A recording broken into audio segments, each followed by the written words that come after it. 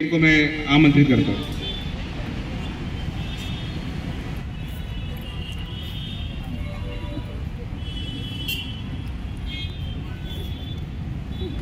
उपस्थित सर्व सहकारी मित्रांनो, या ठिकाणी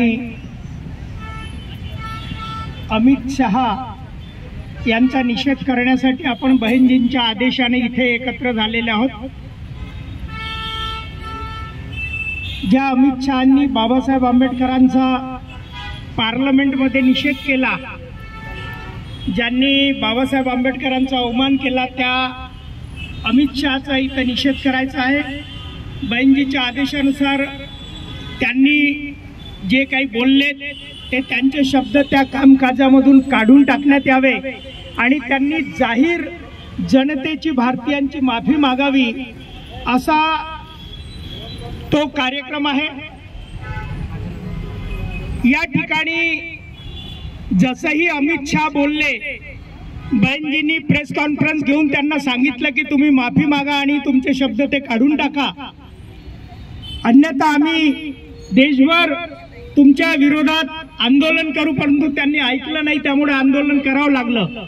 परंतु तत्पूर्वी तुम्ही पाहिलं असेल, मी एक दोन घटना सांगतो की आपण जिथे उभे आहोत, हा विधान भवन परिसर, ह्या पेपरमध्ये बघा ह्या बातम्या, म्हणजे त्यांनी दिल्लीचं सभागृह आणि नागपूरचं म्हणजे महाराष्ट्राचं सभागृह डोक्यावर घेतलं। ते कोणी घेतलं? काँग्रेसवाल्यांनी घेतलं।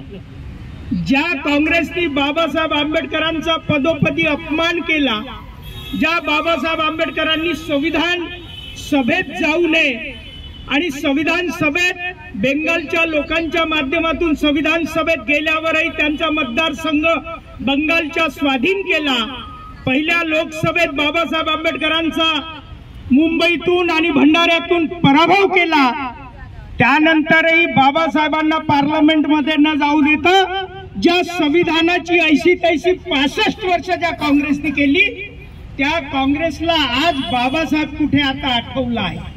का आठवला आहे? तर बाबासाहेब आंबेडकरांच्या निधनानंतर 40 वर्षाच्या गॅप नंतर मान्यवर कांशीराम नावाचा महापुरुष या देशात पैदा झाला आणि त्यांनी या देशात बहुजन समाजाला जाग केलं, एकत्र केलं आणि दलित, शोषित, आदिवासी, मागासवर्गीय 85% बहुजन समाजाला एकत्र केल्यावर यांच्या लक्षात आलं की आमच्या पायाखालची आता वाळू सरकत आहे आणि ज्या उत्तर प्रदेशात मरेपर्यंत प्रधानमंत्री बनायचे ते उत्तर प्रदेश यांच्या हातून गेलं, देशाची सत्ता यांच्या हातून गेली आणि मग यांना आता बाबासाहेब आठवला। बाबासाहेब आता कुठे आठवायला लागला? तेच काँग्रेसच्या सोबत भाजपवाले ज्यांनी मागच्या 15 वर्षात बाबासाहेब आंबेडकरांचा पराभव केला, त्या बाबासाहेब आंबेडकरांना पुन्हा त्यांचं संविधान डोक्यावर घेऊन काँग्रेसवाले फिरत बसलं आणि हा मोदी तर डोक्याला, त्या मस्तकाला संविधान लावण्याचं काम केलं।